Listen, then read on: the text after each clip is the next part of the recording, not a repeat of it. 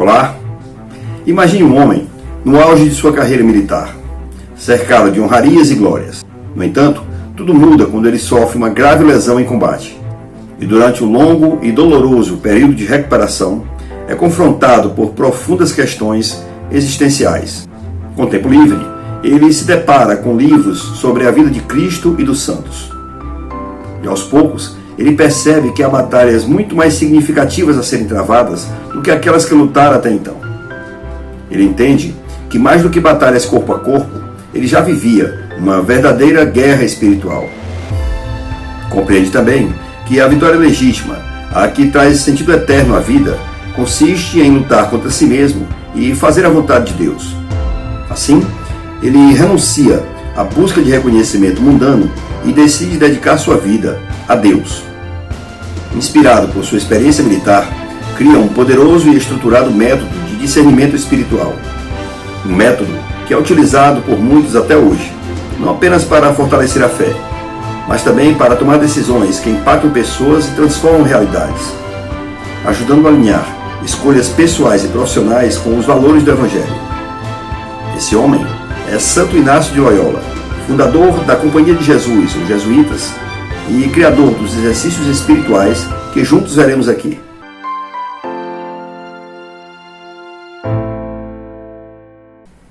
No vídeo anterior, nós revisamos os ensinamentos das encíclicas papais e ouvimos depoimentos de empresários que buscam aplicar esses princípios às suas práticas, destacando a importância de alinhar os negócios com os valores cristãos. Nós sabemos que isso envolve escolhas, e escolhas desafiadoras. Hoje vamos avançar mais um passo. Assim como Santo Inácio aplicou sua experiência militar para criar um método de discernimento, vamos utilizar os ensinamentos das encíclicas papais aplicadas aos exercícios espirituais para nos ajudar a eleger ou confirmar nosso compromisso essencial como empresários de negócios que servem. Negócios que servem a Deus, ao próximo, bem como no sentido de viabilidade econômico-financeira. Os exercícios espirituais são compostos de etapas claras e práticas, elaboradas para nos guiar rumo à liberdade interior e a um compromisso mais profundo com Deus. Essas etapas podem ser resumidas em 4 fases: purificação, discernimento e eleição, o caminho de Cristo até a cruz, e ressurreição e glorificação, culminando na contemplação para alcançar o amor, ou amar e servir. Antes de comentarmos cada etapa, adaptadas para elegermos nosso próprio compromisso essencial, oferecemos algumas sugestões. Originalmente, os exercícios espirituais eram praticados ao longo de 4 semanas.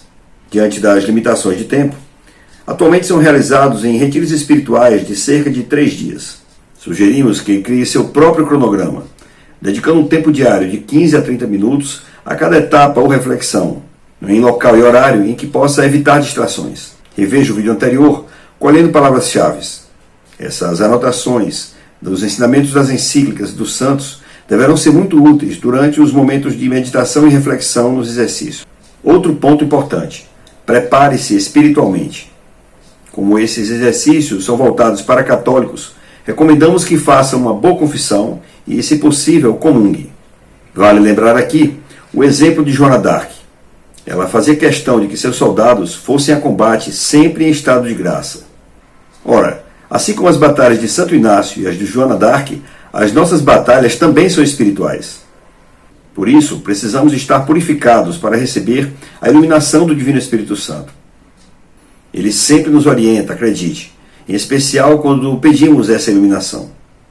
Porém, se não estamos em comunhão com Ele, somos como um celular em modo avião e não recebemos as mensagens. Nessa primeira etapa, o princípio e o fundamento é o ponto de partida. Aqui devemos refletir sobre o propósito de vida, conhecer, amar e servir a Deus em todas as coisas. Como empresários, isso significa o equilíbrio entre a missão temporal e a espiritual, servindo não apenas aos interesses econômicos, mas também ao bem comum, algo diretamente ligado ao conceito de compromisso essencial. No contexto das encíclicas, essa etapa se conecta diretamente com a Rerum Novarum, que defende relações justas entre capital e trabalho, inclusive com críticas ao socialismo e ao comunismo. Essa primeira etapa trata de purificação e do reconhecimento dos nossos pecados. Em termos empresariais, isso pode ser visto como a necessidade de renunciar a práticas que não são condizentes com a ética católica. É uma reflexão necessária para que possamos tomar decisões mais conscientes e em harmonia com os ensinamentos da Igreja. Já a encíclica 40º Ano nos lembra que o lucro não pode ser buscado a qualquer custo e que precisamos purificar nossas práticas empresariais promovendo a justiça. Então, como podemos perseguir o ideal de equilibrar a viabilidade econômica de nossas empresas com o compromisso essencial, servindo a Deus e ao próximo de forma sustentável? A segunda fase dos exercícios é um momento decisivo. Aqui, somos chamados a discernir o caminho que Deus nos chama a seguir e a eleger uma missão clara. No nosso contexto, é o momento de refletirmos profundamente sobre o nosso compromisso essencial, fazendo uma escolha consciente sobre o papel que nossas empresas têm a desempenhar na sociedade. Santo Inácio nos propõe algumas reflexões interessantes. Devemos dedicar um momento para cada uma delas com serenidade e abertura de coração. A meditação das duas bandeiras nos coloca diante de uma escolha profunda: seguir a bandeira de Cristo ou ceder à busca egoísta por riquezas representada pela bandeira de Lúcifer. Para empresários, essa meditação é especialmente relevante, pois trata da decisão entre administrar negócios com base em valores católicos ou ceder às tentações do mundo. Contudo, essa reflexão envolve escolhas entre o bem e o mal que nem sempre são claras. Assim como na parábola do joio e do trigo, essas decisões podem nos confundir por algum tempo, antes que seus verdadeiros impactos se revelem. A propósito, temos um vídeo que trata dessa parábola e seu significado no contexto dos negócios. Aqui, cabe nos perguntar: minhas decisões e práticas refletem valores cristãos ou estou cedendo a pressões que favorecem o lucro a qualquer custo? De que maneira minhas relações com sócios, clientes, fornecedores, funcionários e até concorrentes demonstram o respeito e a dignidade que o Evangelho prega?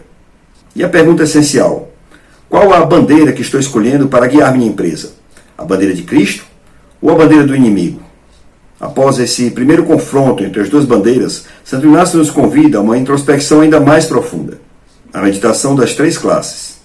Essa reflexão é especialmente importante para empresários, pois nos oferece a oportunidade de avaliar nossas posturas e motivações e buscar uma transformação que concilie o êxito nos negócios e a fidelidade aos valores cristãos. Aqui, somos concitados a reconsiderar nossa relação com as riquezas e o desapego e a refletir como essa relação afeta nossas decisões diárias. As três classes representam diferentes maneiras de lidar com o equilíbrio entre os bens materiais e um propósito maior. A primeira classe descreve aqueles que não fazem nenhum esforço para mudar sua conduta. Nas práticas empresariais, não tomam ações concretas e mantêm o apego às riquezas até o fim da vida. Na segunda classe estão os que desejam mudar e se desapegar, mas com a condição de manterem o que já possuem, esperando que Deus se ajuste aos seus desejos. Não conseguem tomar a decisão de mudança, mesmo sabendo que isso os levaria a um estado espiritual mais elevado. A terceira classe descreve aqueles que se entregam verdadeiramente, dispostos a renunciar ou a manter os bens, conforme a vontade de Deus. Aqui, o critério de decisão é exclusivamente servir ao propósito divino. Ao examinar essas três classes, podemos nos questionar: estou apegado aos bens materiais a ponto de comprometer minha liberdade espiritual e minha disposição de seguir a vontade de Deus? Sou capaz de priorizar o bem maior, ainda que isso exija de mim sacrifícios pessoais ou materiais? Como posso cultivar o desapego, de modo que minhas escolhas empresariais sejam mais justas e voltadas ao serviço a Deus e ao próximo? Avançando nesse processo de discernimento, encontramos a meditação do reino eterno versus o reino humano, que amplia ainda mais nossa visão sobre o impacto de nossas escolhas. Essa meditação nos ajuda a alinhar nossos propósitos de vida e nossas ações empresariais com uma perspectiva que transcende o imediato, o temporário. Esse dilema é tratado com relevância na encíclica Mater et Magistra, que nos alerta: a falta de confiança mútua explica-se pelo fato de os homens, sobretudo os líderes, se inspirarem no desenvolvimento de seus negócios em concepções de vida diferentes ou radicalmente contrárias entre si. Muitas vezes, sequer reconhecem a existência da ordem moral, ordem transcendente, universal e absoluta, de igual valor para todos. Deste modo, impossibilitam o pleno entendimento e o estabelecimento de relações de confiança, à luz de uma mesma lei de justiça, por todos admitida e observada. Ao refletir sobre o reino humano e o reino eterno, devemos nos perguntar: meus esforços empresariais estão voltados somente para o sucesso financeiro ou busco também deixar um impacto positivo e duradouro alinhado ao reino de Deus? Como minhas ações diárias, tanto na vida pessoal quanto no trabalho, contribuem para deixar um legado transcendente, um legado para a eternidade? Em que aspectos posso alinhar melhor o sucesso econômico da minha empresa com a missão de servir a Deus e ao próximo? E por fim, chegamos à meditação da eleição, em que todo o processo de discernimento se concretiza. É o momento de refletir sobre as escolhas que definirão o objetivo da nossa vida. Aqui, somos chamados a eleger, de maneira consciente e alinhada com a vontade divina, um compromisso essencial. O caminho que seguiremos, tanto na nossa jornada espiritual, quanto nas decisões estratégicas que impactam diretamente nossos negócios e a sociedade como um todo. Vale lembrar que Jesus Cristo chamou seus apóstolos em contexto de trabalho, convidando-os a se transformarem de pescadores de peixes em pescadores de homens. Como empresários, sabemos que quanto mais informações sobre o contexto, maiores as chances de uma tomada de decisão bem-sucedida. Por isso, não podemos esquecer que o contexto da nossa existência vai muito além da vida terrena. Daí a importância de recorrermos novamente às encíclicas, retomando a Rerum Novarum, que nos lembra: ninguém pode ter uma verdadeira compreensão da vida mortal, nem estimá-la no seu devido valor, se não se eleva à consideração da outra vida, que é imortal. Suprimir esta, e imediatamente toda forma e toda verdadeira noção de honestidade desaparecerão. Mais ainda, todo o universo se tornará um impenetrável mistério. Agora, diante dessa importante eleição, podemos refletir: das opções que se apresentam na minha vida pessoal e nos meus negócios, qual o caminho que mais claramente reflete o propósito divino para mim? Estou disposto a confiar que as escolhas que faço hoje, ainda que difíceis, me conduzirão a um compromisso mais profundo com Deus e com o próximo? Que decisões estratégicas preciso tomar, tanto no campo espiritual quanto profissional, para garantir que minha vida e minha empresa estejam a serviço de algo maior que o mero sucesso mundano? As meditações propostas por Santo Inácio e que aqui adaptamos ao nosso contexto têm por objetivo ajudar a discernir com clareza nossas prioridades e o compromisso essencial que decidimos seguir, equilibrando a viabilidade econômica com a missão espiritual dos nossos negócios. Para aproveitar ao máximo essas meditações e antes de realizarmos o exercício da eleição, é recomendável revisitarmos os ensinamentos das encíclicas e os conteúdos dos vídeos anteriores, de forma a promover uma reflexão profunda e sincera, que realmente traga frutos à nossa vida profissional e espiritual. A terceira etapa contempla o caminho de Cristo até a cruz. Foca no seguimento de Cristo, aceitando os sacrifícios necessários para cumprir a missão que Deus nos propõe e que livremente aceitamos na eleição. Para empresários, isso pode significar abrir mão de práticas corriqueiras no mundo dos negócios, mas que ferem a ética cristã, tais como explorar funcionários ou pequenos fornecedores, por exemplo. É importante lembrar que renúncias fazem parte da liderança de negócios que servem, pois, como muito bem nos lembra a encíclica Mater et Magistra, o trabalho deve ser visto como vocação e missão. A quarta etapa celebra a ressurreição de Cristo, simbolizando renovação e esperança. Para nós, empresários, reflete a promessa de que, ao seguir o compromisso essencial, nossos negócios se tornam não apenas sustentáveis economicamente, mas também instrumentos de transformação espiritual e social. Aqui, a encíclica 40º Ano nos lembra que, quando a economia está alinhada à moral católica, deixa um legado duradouro, tanto neste mundo quanto na eternidade. Os exercícios espirituais culminam na contemplação para alcançar o amor.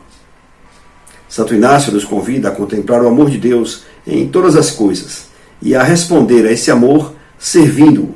Para empresários, isso significa entender que nossos negócios são um meio para expressar o amor de Deus, promovendo dignidade humana e o bem comum. Isso também é em consonância com a 40º ano que nos ensina: a economia, quando orientada para o bem comum, pode ser um verdadeiro instrumento de Deus. Que ao percorrermos essa jornada com Santo Inácio, tenhamos mais clareza acerca do nosso compromisso essencial e sabedoria para cumpri-lo. Se você ainda não assistiu pelo menos o vídeo anterior, sugerimos que o faça, pois oferece o contexto necessário para um maior aproveitamento desses exercícios. Nos próximos vídeos, abordaremos práticas de empresários de diversos setores em diferentes partes do mundo. Eles têm sido inspirados por um carisma, com linhas de gestão seguidas há mais de 30 anos. Até lá então!